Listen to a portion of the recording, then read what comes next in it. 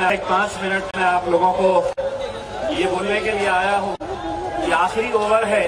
बाड़ा साहब अगर इजाजत दे तो आखिरी ओवर में 36 रन चाहिए। एक बॉल पे 6-6 रन मार के जाना चाहता हूँ। मैं यहाँ पर सबसे पहले तो आप लोगों से माफी मांगने के लिए आया हूँ कि यहाँ पर आने में जो देरी हुई।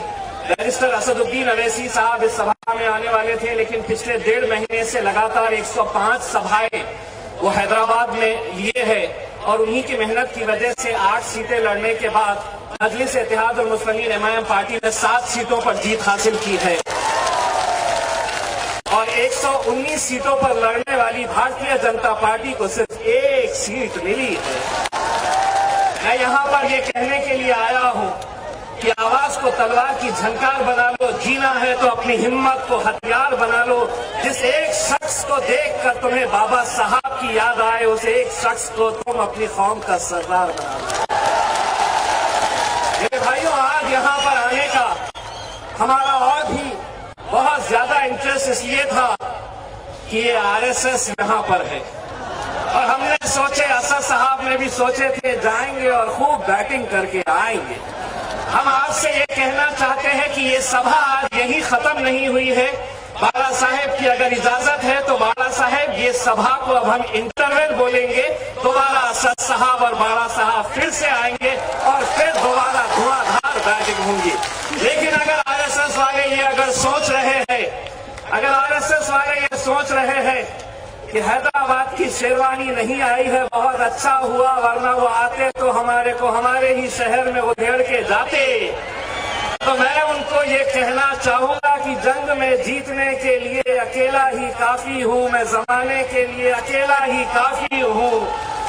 बाड़ा साहेब और असद साहब की हकीकत को ख्वाब समझने वालों, तुम्हारी नींद उड़ाने के लिए मैं अकेला ही काफी हूँ। मेरे भाई, मैं आप लोगों से सिर्फ इतनी इल्तिजा करने के लिए आया। मैं जब यहाँ पर आया तो यहाँ पर हमारे बहुत सारे नौजवान लड़के हैं, वो एक नारा दे रहे थे, एक ही साहेब।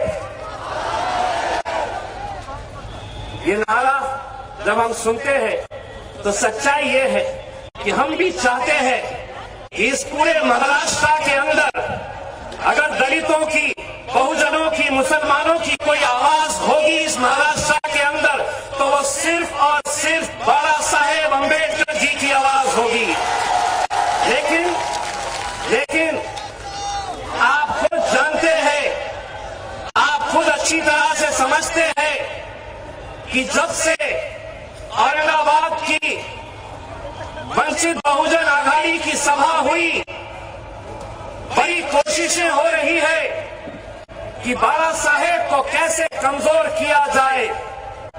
सभी लोग, सभी राजनीतिक पार्टियां इस षड्यंत्र में लगी हुई है कि वंचित बहुजन आघाड़ी, एमआईएम पार्टी, ये दोनों को कैसे रोका जाए। इनके षड्यंत्र, इनकी साजिशें चल रही है।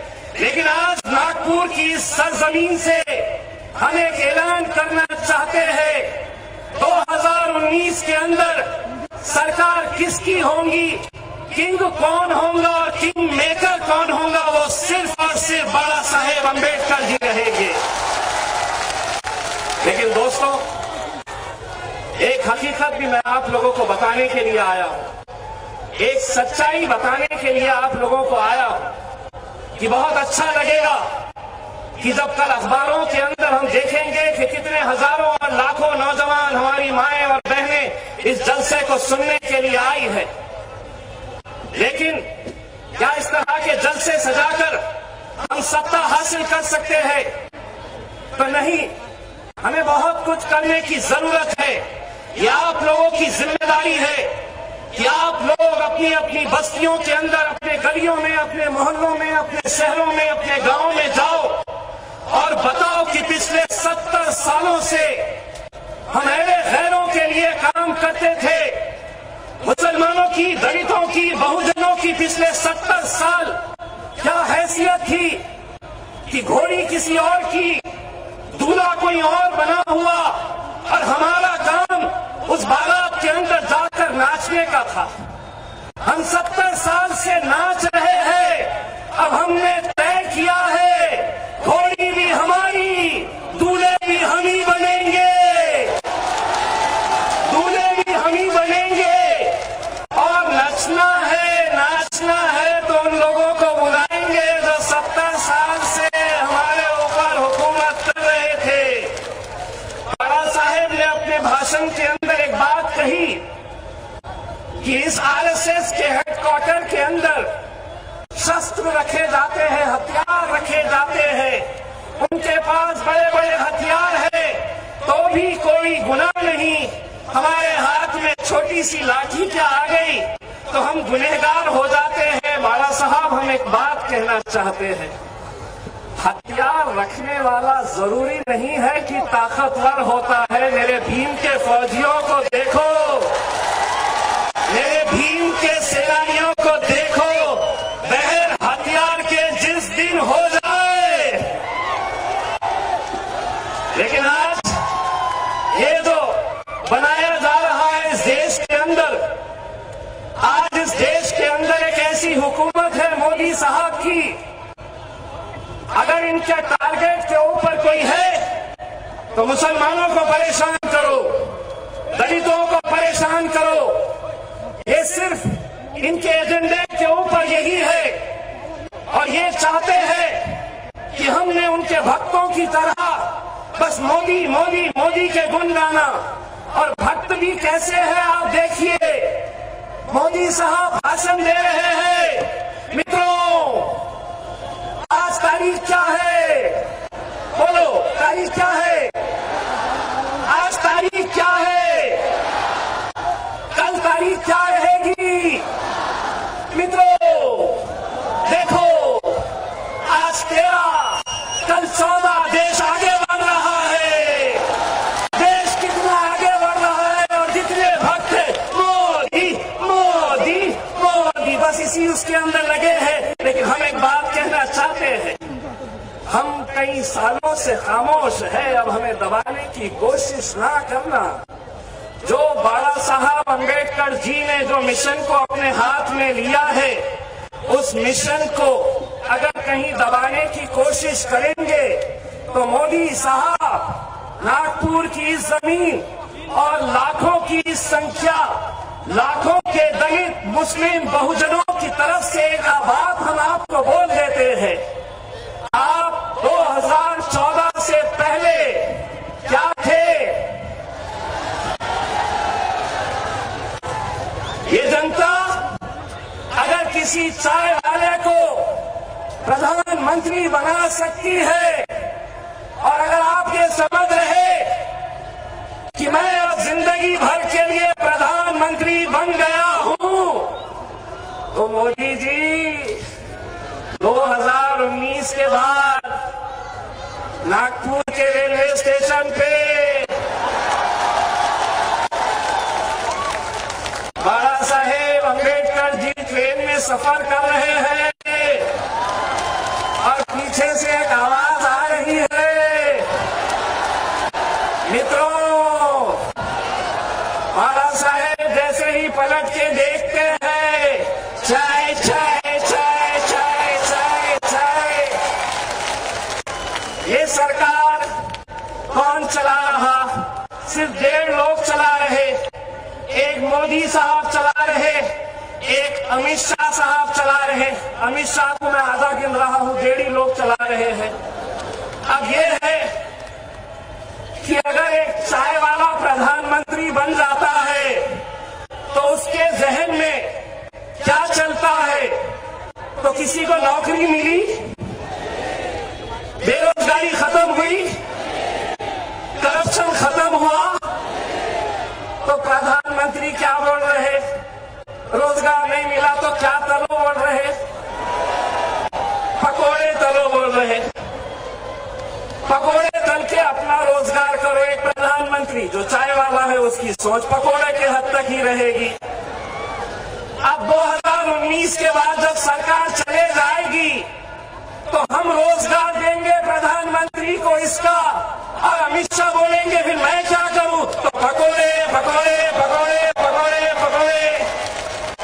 मेरे भाई, आज इस मुल्क के जो हालात है आप अच्छी तरह से समझते हैं, और जब तक हम लोग एक ताकत बनकर खड़े नहीं रहते, हमें मालूम है कि जमीनी हकीकत ये है कि बाला साहेब को कमजोर करने के लिए कैसी कैसी ताकतें आज पूरी एक साथ मिलकर आ रही है।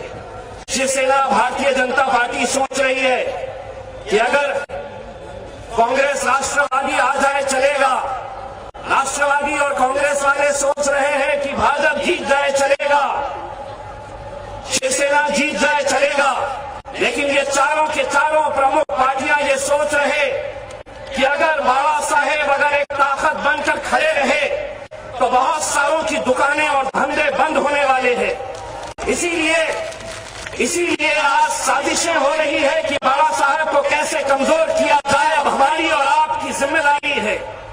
दोस्तों, ये मुल्क आज एक ऐसे चौराहे के ऊपर आकर खड़ा हो गया है कि जहां पर हम अपनी बात करते हैं, हम मुसलमानों की बात करते हैं, तो हम आपको एक बात बताना चाहते हैं, हम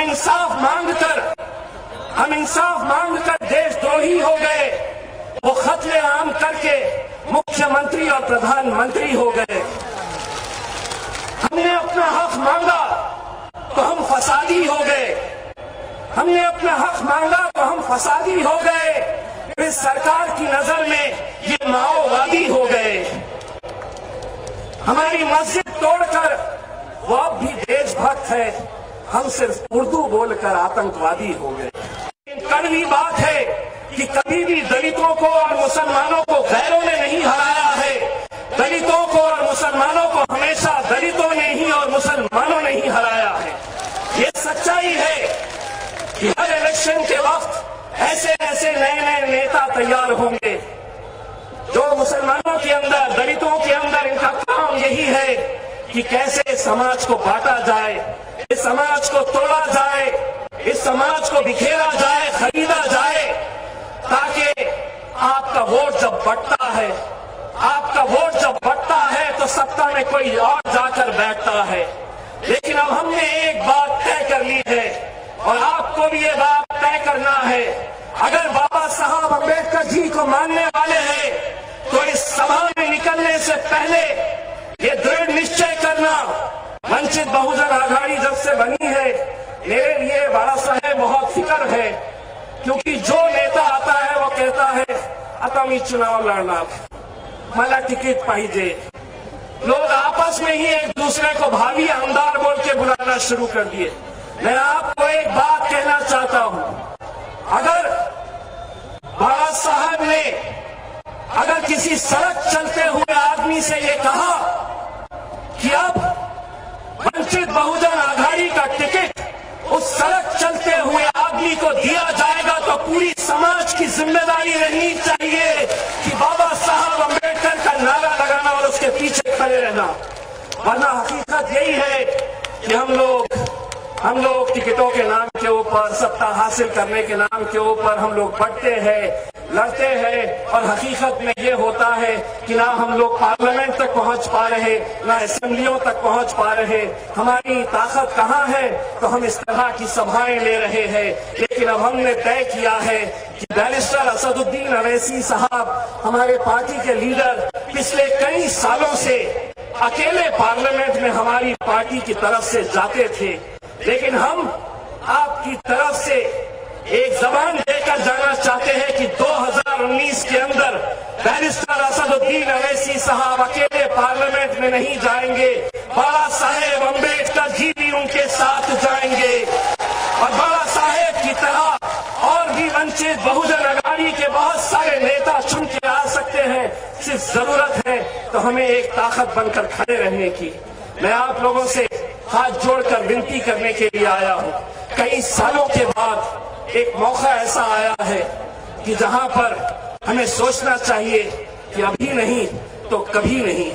ये सोचना है, एक ऐसा मौका बनकर आया है। खास तौर से मैं उन नौजवानों से अपील करना चाहूंगा, उन नौजवानों को ये कहना चाहूंगा, अक्सर मैं जब बोलने के लिए खड़ा रहता हूं तो इलेक्शन कमीशन का या पुलिस का एक कैमरा मेरे सामने ऐसा आ जाता है, बोलता कुछ भड़काऊ बोलने वाले हैं कि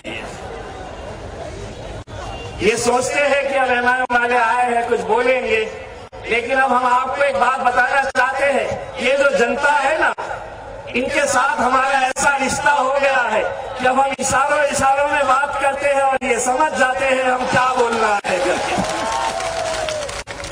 तो तुम जाएंगे अभी, भाजपा वाले आरएसएस वाले पूछेंगे केस बनता क्या, कुछ बोला क्या? अगर ऐसा पूछे वो केस बनता क्या, तो बोलना ये तो बाबा जी का ठुल्लू बोल के गए हैं, वो कुछ नहीं बनने वाला। अब हम सीख गए हैं, बहुत सालों से इस देश को नागपुर चलाता था, इस देश की राजनीति को नागपुर की तरफ से इशारे मिलते थे। अब इस देश की राजनीति किस ओर जाएगी, वो सिर्फ और सिर्फ हमारे बड़े भाई बाबा साहेब अम्बेडकर जी तय करेंगे। मेरे भाई, मैं आप लोगों से एक बार फिर से माफी चाहता हूं कि असद साहब तबीयत बहुत खराब होने की वजह से 105 सभाएं उन्होंने पिछले 1.5 महीने के अंदर लिए थे, जिसकी वजह से आज उनकी हालत खराब हो गई। लेकिन हम बाबा साहब के साथ दोबारा आपको ये यकीन दिलाना चाहते हैं, नागपुर में दोबारा आएंगे और फिर जमकर धुआंधार बैटिंग करेंगे। बहुत बहुत शुक्रिया। सिर्फ जाने से पहले मैं चाहूंगा कि नागपुर की फिजा में एक ऐसा नारा लगाइए कि पुरानी जो चड्डियां पहनते थे अब पैंट पे आ गए, वहां तक ये बात पहुंचनी चाहिए। बोलो जय भीम, दोनों हाथ ऊंचे करके अपनी ताकत दिखाओ। जय भीम, जय भीम, जय भीम। बहुत बहुत धन्यवाद। धन्यवाद इम्तियाज।